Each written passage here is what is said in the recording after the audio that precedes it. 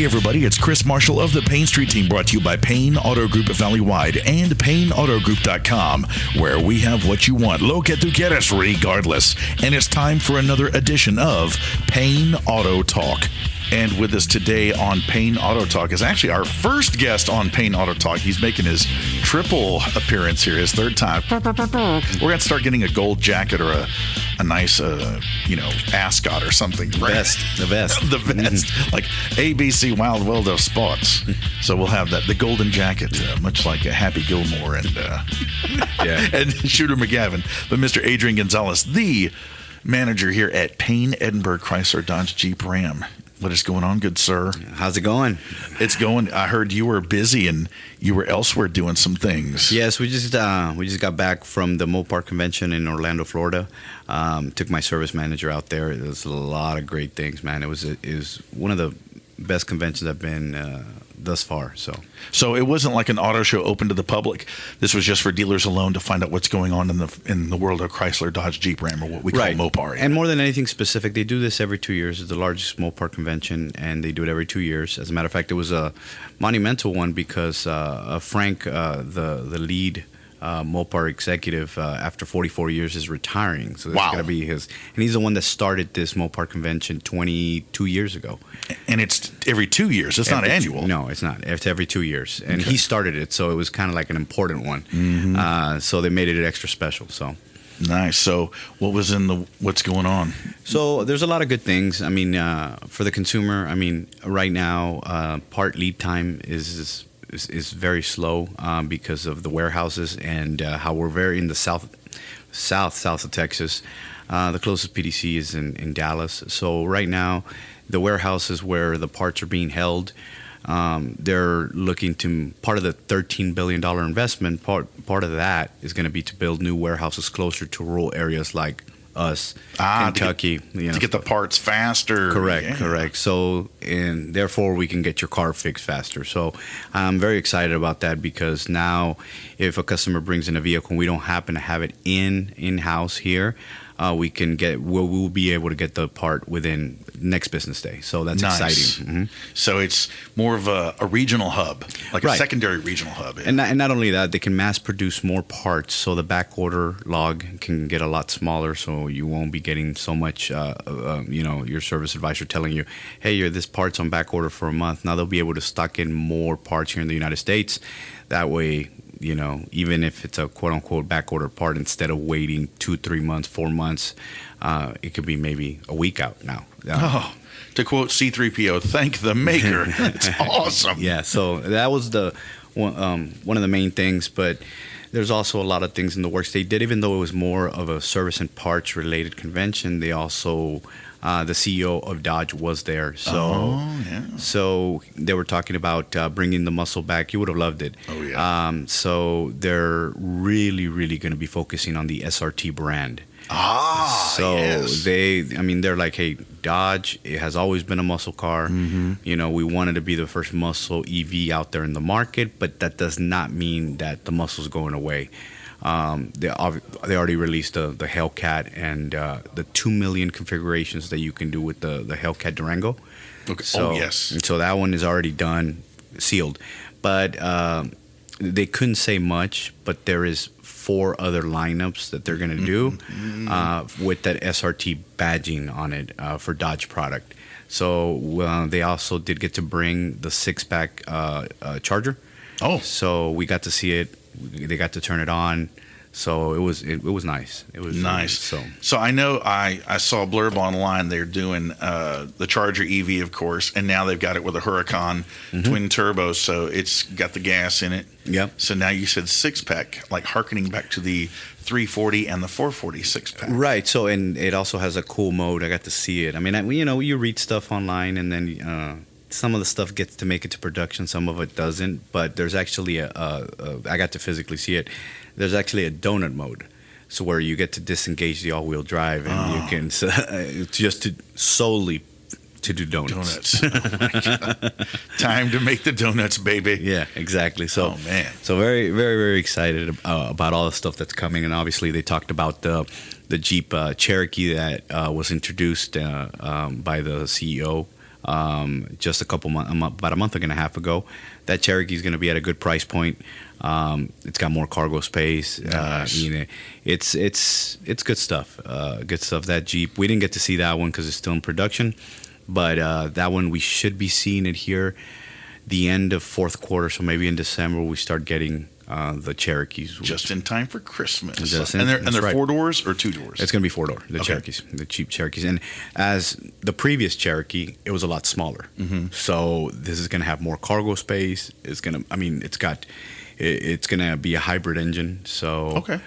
But it's a good looking Jeep. It's a really good look. I mean, you have your iconic, your iconic grill. It's going to have all of those. So a boxier look. Mm-hmm. So they're going back to the iconic Jeep look and Nice. not changing it way too much. Like the Cherokee was more aerodynamic. Mm-hmm. They're going back to more of the old boxy Jeep look, which looks really good. Still efficient, and it's a lot of space. And the technology is still the same with Uconnect and everything else. Yeah, for the center stack. it's actually the same, but not the same as the old Cherokees. The same as like the brand new, like the bigger touchscreen digital dashboard. Yeah, it's 10 1/4, I think, right now. Yeah, so it's going to have the new updated interior, which is going to be really nice. So from the inside, it's going to look like a Grand Cherokee.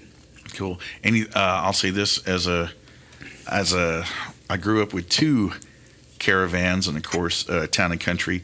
Anything new in the van market? So they are working. They couldn't talk about much of what they're working on, but they are working on a minivan. Nice. And this is going to be pretty cool. Honestly, I've never been excited about a minivan drop with like the Pacifica and the Voyager. Which is they're going to do a Voyager, right? So they're all going to be Voyagers now. It's the same thing. It's Yes. going to be a crash, but they're going to have a Grizzly edition. I don't know if you've ever heard of Grizzly edition. Kind of like the Bison or something? Or? It's going to have a pair badging, but it's basically a minivan that you can take camping and off-road. So it's going to have the off-road wheels. It's going to have a suspension lift. Is it going to have a pop-up roof? Honestly, and it stuff sounds crazy, but it looks pretty cool. Honestly, like it looks cool. You had me, man. Yeah, it looks pretty cool. It's got like the fender flares. It looks like kind of aggressive. So nice. it looks really nice. The Voyager Grizzly edition. It's something that's not going to be dropped to maybe mid next year, but it's going to be in addition to the limited and the regular base model Voyagers. And it'll have a tow package, I imagine. It'll have a tow package. It's gonna have so much accessories that you can add on to it. Like really, yeah, storage in the top. I mean, it's gonna have this stow and go, but it's gonna have more interior accessories. It's gonna be like a camping van. Yeah, but a mini camping van. So. That's so cool because I know. In the camping world and recreational vehicle world, the vintage teardrop type trailers have made a resurgence, and also the technology of the old school pop-up camper, and that even makes it even better. Right. So right now, the camping world, they're getting these trucks and they're putting campers on it. Well, but just pretend that this is going to be, kind of like that. But and an awning, maybe an awning on the top. So that is an accessory that they're gonna have. So it's going to be like a base camp model, basically. Yeah. It's pretty cool. I mean, it looked honestly like it doesn't look as boring as a camper. It looks like real aggressive, very. I got you. Stellantis style. I'm a minivan guy, dude. You had me, man. The question is, are they going to have it with a paneled side before we can paint the wizard on there with the oval? the picture that I got to see, no, but it still looks pretty. It looks pretty cool. No, that's exciting. And are they staying with the V6 on board? Yes. Mm-hmm. Okay. The V6. Yeah, they're staying with the V6. Going back to the Durangos and talking about V6. The Durangos are no longer going to come with V6. Okay, is the Pentastar V6 going away or no? They're keeping? No, they're keeping it for now. They didn't say anything regarding to that. There's no reasoning to take it out. But the one thing is for sure that the Durango will not come in a V6 option. Period. Wow. So 5.7 is going to be the entry. That's right. The Hemi is back. So 5.7 is going to be your entry, and then you're going to go to your Hellcat, so on and so forth. So you're going to get 6.4. And they really what they did is they really focused on the 2 million configurations that you can order this Durango in. So from paneling to unique colors that are coming out to rims, more rim options for the Hellcats, the brakes. I mean, yeah, bigger brakes because family type vehicle. That's the great thing about Durango is it's a great SUV, but it is not boring. Even we shot a black top. It had like every option, like on a standard Hemi powered one, but it still had the V6 on board. And I was like, okay, I can dig this. Right. It's exciting. It's going to be the most powerful third row in and is that going to be SRT branded too? Yes, SRT branded. Oh, okay. Is there any part of the SRT brand that is going to have a vehicle that resembles an animal that slithers? So someone did ask that question because they gave us the floor, and one of the first questions they asked was, "Is the Viper coming back?" Yes. And they're like, and I was very disappointed for them to say, "We don't have in the lineup. We don't have a V10, and if we're gonna bring the Viper back, I'm not gonna say no, but if we bring the Viper back, we need the V10. So before we start thinking about the Viper, we need to start developing the V10." Yeah. So they didn't say no, but they didn't say yes. That Mopar's lying. It's back there. It's got to be. It's back there in the back, man. It has to be. It has to be. I mean, they're really excited about the SRT. It's exciting. A lot of the things and obviously there was a lot of vendors there on how we can make customer experience in the service department a lot better communication. Better ways to detect different servicing issues with your vehicle. So one of the main things is, there was a lot of workshops that kind of get you better at your craft to be able to treat our customers a lot better and be able to service them a lot better. Mobile service was a big thing. Oh yes, yeah. What's the word on that? Yeah. So they're barely starting to jump on that mobile service thing, but we've already been doing it. So for the last 3 months, we've been doing mobile service on these recalls. Yes. Because again, it takes time to bring the vehicle to service. Yep. And some of these recalls, I mean, people want to get them done. It's not like they don't want to get them done. They just don't have the time. So what we did here in the beginning of the year, we started opening up on Sundays. That's right. So we have Sundays available here from 8 a.m. to 3 p.m. And we're also doing mobile services on all these recalls that could be done, software updates. I mean, nothing major. Yeah, it's just either a small electronic component or, like you said, you need a data link. Yeah, and we're also doing airbags. Okay. The airbag recall. I mean, we're doing all these type of paneling recalls, anything like that. And I mean, we're booked. I mean, we're doing a lot of them to the point where we're already working on a second van.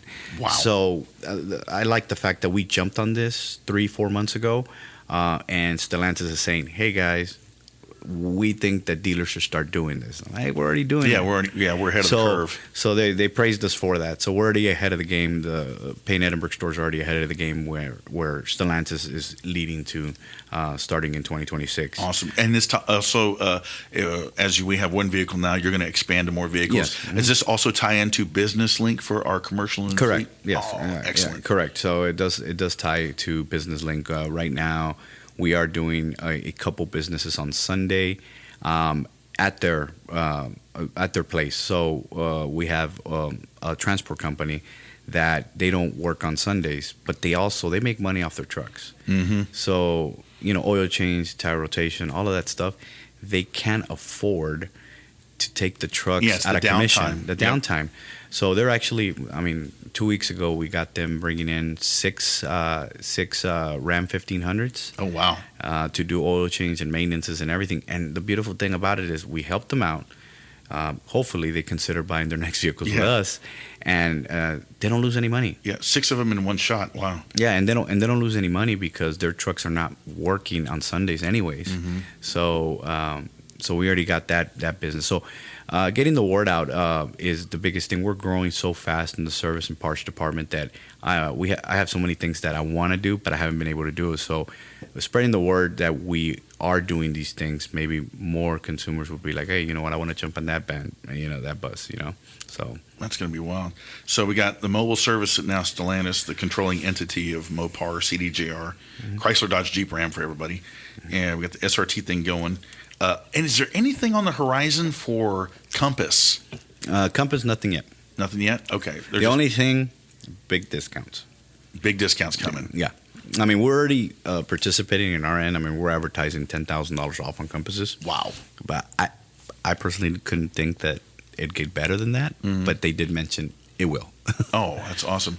And what about Grand Wagoneer and Wagoneer? So the dates, they're on top of my head. I can't remember the dates, but they're gonna the new body style, and I say body, it's a facelift on the refresh. A refresh, yeah, and it's gonna be really nice. It's gonna have the Jeep emblem in the front. Oh, so that's gonna be nice. So they're kind of like they're gonna go away from Wagoneer S, Grand Wagoneer, mm-hmm. Grand Wagoneer L, Wagoneer L. So they're kind of like putting everything into one Wagoneer, and then we're gonna have the trims like the Grand Cherokee, like the Summit, an Overland, a Limited, and stuff. So the Wagoneer, Overland, Wagoneer. Yeah. Is the Carbide Edition still going to be available? You know what, Dude, I think there is, but it's gonna be called something. I think it's gonna be like they're changing the names of it, but it's gonna have the same options and everything as the Carbide. That's. Like Grand Wagoneer has all the bells and whistles. Mm-hmm. It has the cooler in the console, but for me, it's like that Carbide Series 2. It just got everything you need. The granite crystal, which is like a gunmetal gray with the piano black accents and the blacked out wheels. To me, it looks awesome. No, it is. And it's beefy and it when awesome. This rolls out, different price points as well. So, oh yeah. The base model well, here's the thing: a Wagoneer, a base model already comes with leather.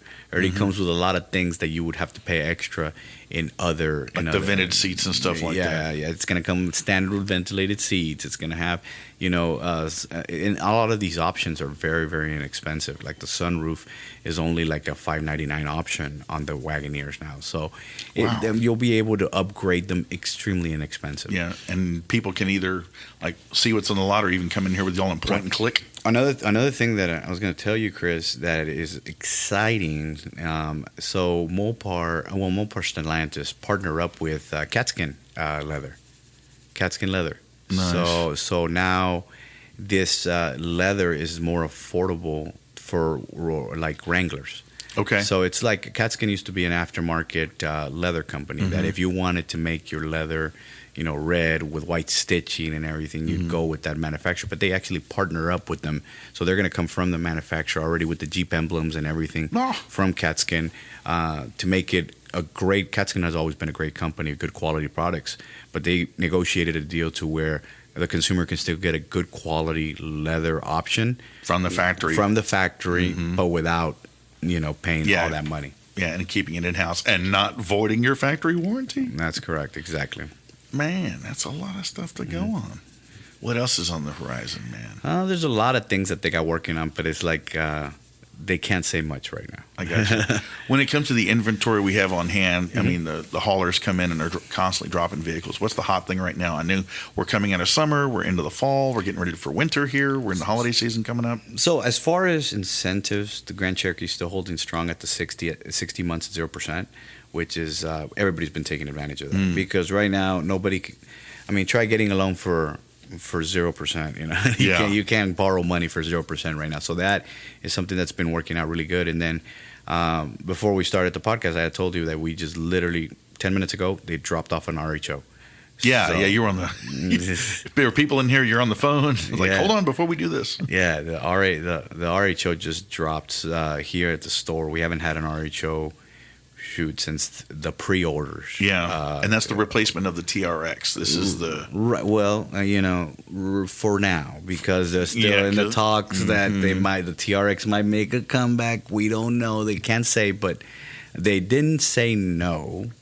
But they didn't say yes. That's the ambiguity of Mopar. It's always like, well, we're not really doing that. It's like, I know you got it in the back. They've been known before to say, no, we're not doing it. And then all of a sudden, hey, 2-3 months later, here it is. Yeah. It's like, sorry, we changed our minds, which is. For legal reasons, they can't say much. I know. And then now, are they still rolling with the Bilstein style? Yes. Mm-hmm. Yeah. I mean, that is like the dang suspension learns from the driver, And it's so smart, it should have its own degree. Well, one thing that I was not fully aware of, I know that there was to a point where I know that we could get Rhino wheels through Mopar, but I wasn't really. So one of these, the beautiful thing about these conventions is you get to talk with the providers, and you get to talk with the actual VPs and the reps and the the accessory departments. The accessory department. Yeah, you get to talk to them, and I'm like, hey, explain to me this. So, long story short, I talked to it's Rhino Wheels. It's a company that they're also partnered with Stellantis. And when I mean partner, it's still their separate company. But the reason it's important that they partner up with them is that we get deals where if you go to Rhino directly, you will not be able to get. For instance, right now, I ended up buying 3 wheels that I'm going to upfit my Rams with, because it was if I bought 3 wheels, I get the 4th one free. So I got to buy these Rhino wheels for a discounted price, which then in return I'm going to be able to give to my pass consumer. on to the customer. Exactly. Yes. So I'm gonna level some trucks out. I'm gonna put some 33, some Nitos, some Toyos, and then I'm gonna put these Rhino wheels on there. So it's gonna look nice, dude. So the accessory department is something that we're also working on. Mopar's a little limited when it comes to like lift kits. I know they have it on the Gladiators and Wranglers. They're working on bringing in Bilstein lift kits for the Rams. Ooh. But they're not released yet. Okay. Like for you to purchase on your Rams. Obviously, they come on the RHO and the TRX, but they're still working on all that. For a retrofit in-house. Yeah. And in-house, exactly. And how's Rough Country doing? I mean, dude, it's a candy store in itself for Jeep. Yeah, it's been crazy. Well, we have a couple vehicles that we just finished up. Those things sell. They don't even last that long here because they just go work so well with Jeep that, we're outfitting these vehicles, and it's very affordable. It's great quality. And since we are a licensed dealer through Rough Country, we're able to do all this stuff, before the customer even takes it. Yeah, I like that A-pillar guard. Yeah. That's really cool, especially those people going out in brush country, and you're taking that turn either way, left or right, and all of a sudden that mesquite branch comes out, and whack. Well, a lot of people don't know the way I outfit my vehicles is I put the light bar on there, but the light bar is an option. You don't have to get the light bar with it. So it's very customizable. I can get you anything and anything through Rough Country and outfit your vehicle. So I want to make sure that we're a one-stop shop here. Yeah, that front bumper, the beef on it alone, and you sit there. It's not thin either. You go knocking on it. There's some heft to it. And then on some of them, I'm putting the 10,000-pound winch on it. Yeah. So that's really nice. So. I'm excited. I know that there's a lot of things that they didn't say, but they go and they're like, we're working on X and we're working on X, and then you can kind of see, all right, this is where they're headed. I'm kind of excited to see. They showed us a lot of videos. They showed us a lot of things that they're working in the back. I'm glad that they're acknowledging the fact that Dodge has always been a muscle car company, and they're like, hey, we're gonna go back to that. Yes. So, but we're gonna have the EV because we wanted to be the first. We're innovative. We wanted to be the first EV muscle car, but that doesn't mean we're gonna stop everything that we've been doing and that has made Dodge the iconic brand that it is. Yes. So, we did talk to one of the main developer and designers. So they're like, okay, we want to start redesigning a Ram. This is our thought process behind it. And then they go and then they're like, the technology that they're going to put on these vehicles is insane. You're talking about night vision. You're talking about like augmented reality stuff. Projection to do like job sites. The cargo. They showed us this cool. They don't have a name for it yet because they're working on the patents. But it's like a projector that goes into your truck bed, and then it does like. Organization, but then it also projects rulers. So like if you're cutting wood or anything like that, it projects the ruler and like that's like when we used to go to Sears for Craftsman stuff. You get the leveling deal for when you're cutting wood. Yes, exactly. Yeah. When you're cutting wood, or you're trying to measure wood, or you're trying to do anything, or you want to you're working on a wall on a house, and you're trying to see, okay, let's look in how this opening looks, and then there's a front projector that projects the ruler, and it's like, okay, let me put in the measurements, and you can physically see at the job site, okay, we're gonna cut this wall here, okay, line it up. Like there's a lot of cool things. Is that on like in the cockpit, like where the cab? It's where the front camera's at. For the radar. Oh yeah. And they want to put like that projector there. So you can shoot that up on a wall, Right, exactly, and they're and also control it from the screen in the right, vehicle. exactly. So they're also looking at better ways to maximize the interior cargo space, and they're focusing a lot on like a workman's truck that still has a luxury. Yeah. Now with power and lights in the back, that's great. You know, you turn on your light if you have a hard shell bed or if it's at night. And I know they have your 110 outlet there. Are they going to do anything else to the tailgate? You know, I know that sometimes they mold in a ruler there. You know, measure the fish so you don't lie. But Yeah, exactly. So no, the projector says it's going to take care of that. But what they are planning to do is to fit more. So you have the truck bed. So what they're planning to do is figure out in the design. This is still that's in the works. They're working with their vision board and everything. One of the things that they want to do is they want to make that space bigger. So they're figuring out a way on how to open up. You know, you have your tailgate and then you have that back wall that goes into your back seats. They want to be able to open that up, put your seats kind of like a stow and go, and then be able to put a 2x4 all the way to the center front, console. to the center console. So they're figuring out spaces where, you know, you can, you know, not obstruct the technology that's currently there and be able to fit it all the way from the bed to your front console. Yeah, and not break the air vent in the back Right. or damage the USB port. It's just maximizing the space that they have and how they can make it efficient and how they can make it functional for the consumer. Cool, dude. And I've seen some aftermarket stuff where you drop in these railed drawers and stuff, and I was wondering if Mopar was going to do that, or let's say like if they do the redesign. We all remember the movie Twister, and that was like the new body style, and you know that it's been that iconic. I call it pig nose design, and that red color. And if they, I'm just saying this, Mopar, if you're listening, I'm just you know spitballing here, but like if they got in with a company like Milwaukee, you know their color is red, to have that iconic red on the new Rams, and maybe have a tradesman or you know workman's kit where it's like, oh, you get this and you get a certain cordless drill or something like that, or a cordless set of basic tools, Something.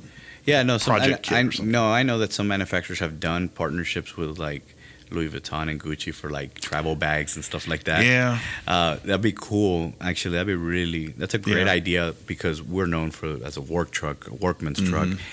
To partner up with somebody like Milwaukee or like somebody like Craftsman, you know, that kind of do something like that. That's actually pretty cool. They did not mention nothing like that.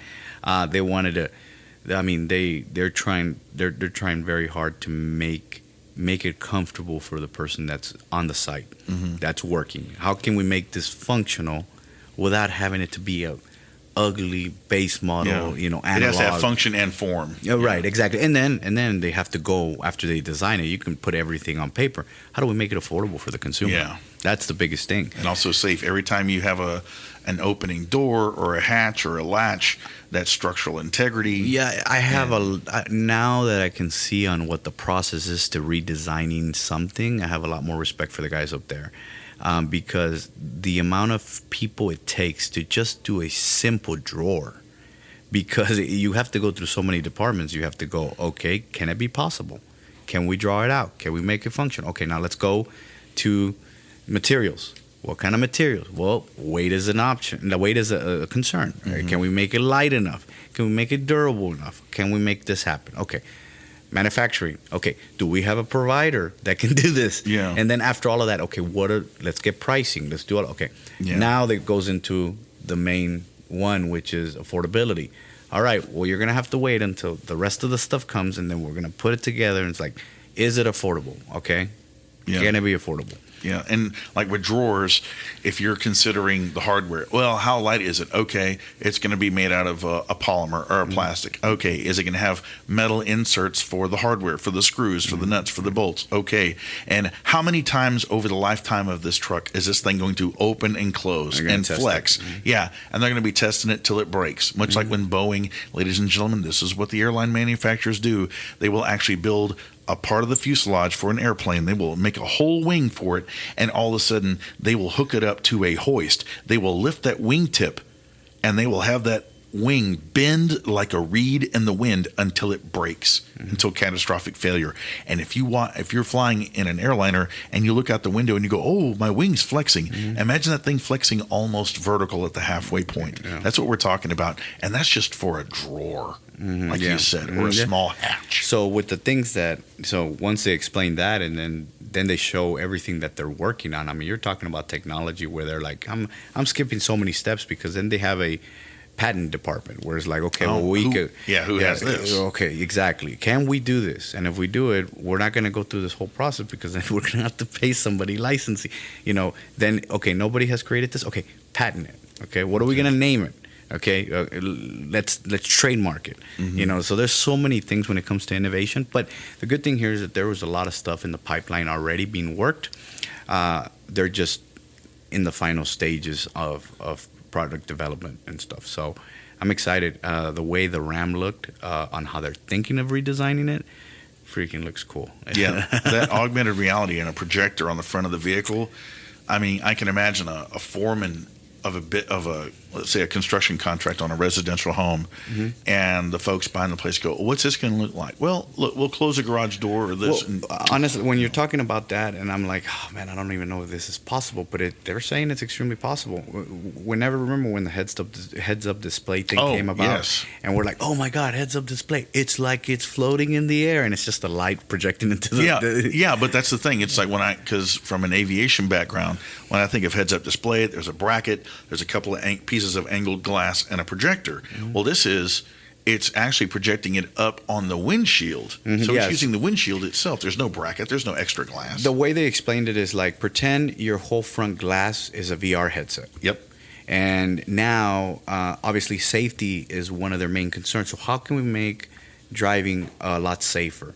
Well, now with the Uconnect and everything, you get a text message. Now it'll project in your, and then with voice command, you'll be able to answer, see it in your windshield, kind of like a VR headset, and then be able to answer your text messages, be able to do your controls. I mean, navigation. To where it's all eyes on the road, and like at night, the augmented reality, where y'all seen those. The camera is like a closed circuit camera for security, and when somebody walks through, it projects the stick man on them. The same thing with, let's say you're driving your Grizzly Voyager at night, and you're going around a bend, let's say somewhere near Kerrville, Texas, where the deer love to jump out in front of a vehicle, and all of a sudden the sensors, they spot it by the side of the road, or they spot that log or tree that's in the road, and it kind of gives you that warning where you're not having to look down. It's right there. Right, exactly. That's what I'm talking about. Exactly. So, I mean, it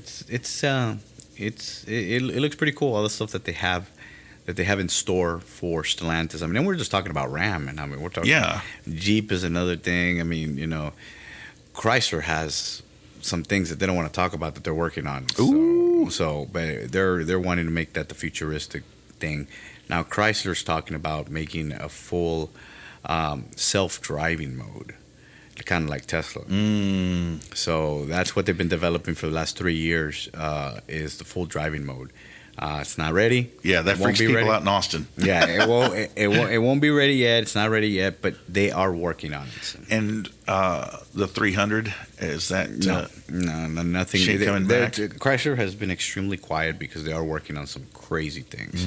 Like when I mean like, man, this is insane. The Imperial's coming back, baby. Well, they called it, man, I forgot what the name was, but they're working on a car that is going to be very futuristic, extremely futuristic. Now, obviously, we're years and years down the road, but I guess that's why they've been real quiet, Chrysler has, because they're putting all their resources in developing this futuristic car. It's going to be that. The return of the land yacht. No. 21 feet long. Yeah, it's definitely going to be. It's going to be. They want not that they want, because it already is. Chrysler's going to be their luxury brand. Oh yeah, dude. So they want to really focus and keep that very small, couple models, but luxury. Yeah. Here you go. That's what it's going to be comparing. Competing with the luxury market. So. I guess they don't want to roll anything out until they know it's perfected. Yeah, I took years ago, back in 2006, taking a 300C on a road trip, and that was my first experience with something of that so fresh and new. And of course, I look over and I'm like, the analog clock, how classic! But it was the technology of the time, and it wasn't just. nice sunny day. It was rain. It was fog. Yeah. The weather, I'll even use the word crappy. And you know what? It felt solid. And when the road opened up and it was nice, that Hemi wanted to gallop. See? I was like, yeah. Yeah, I mean, that was awesome. You remember the John Varvatos edition? The 300? Oh, man, I remember those. I remember the Executive. The Executive had that red, white, and blue badge, and that was like what they call a town car. Yeah. And it had that extra 6 inches of length, and it also had the fold-down deal in the back, like on an airliner, where you could put your laptop. Yeah, they've always been very innovative, and they've always come up with a lot of great things. So, as far as the development, obviously the Charger is going to come in a 2-door and a 4-door now. Oh wow! Yeah, so right now the EV is in a 2-door, but traditional B body. Yep. Yeah, that's gonna be quick. It's gonna be the end of this year, early next year. That it's gonna be a 4-door option. So you're gonna have the 4-door option and the 6-pack. So there's a lot of great things coming. I'm really excited about what's coming. Some stuff is right around the corner, and it's gonna be great. But for now, like I said, we want to make sure that we focus on the customers that are the vehicles that are currently on the road, and try to service them while Stellantis is developing all this new technology. Yeah, the closer regional parts warehouses, and now they want to get into full throttle on the mobile service. That right there in itself. Yeah, that's going to be great. So I'm excited for our customers, our current customers. So. That's rocking and rolling. And I've had your techs on here. We've talked about that, and they have the EV chargers, and they love those. And we talked about service. What are the hours again on Sunday? 8 a.m. to 3 p.m. Nice. So, if you're an average Joe or Jane, or you got a business, hey, Commercial and Fleet, we got you covered on Sunday. That's right. Exactly. That's right. Drop it off. Go watch the game. Go pick her up. Yeah, we'll shuttle you to the bar. Oh Lord!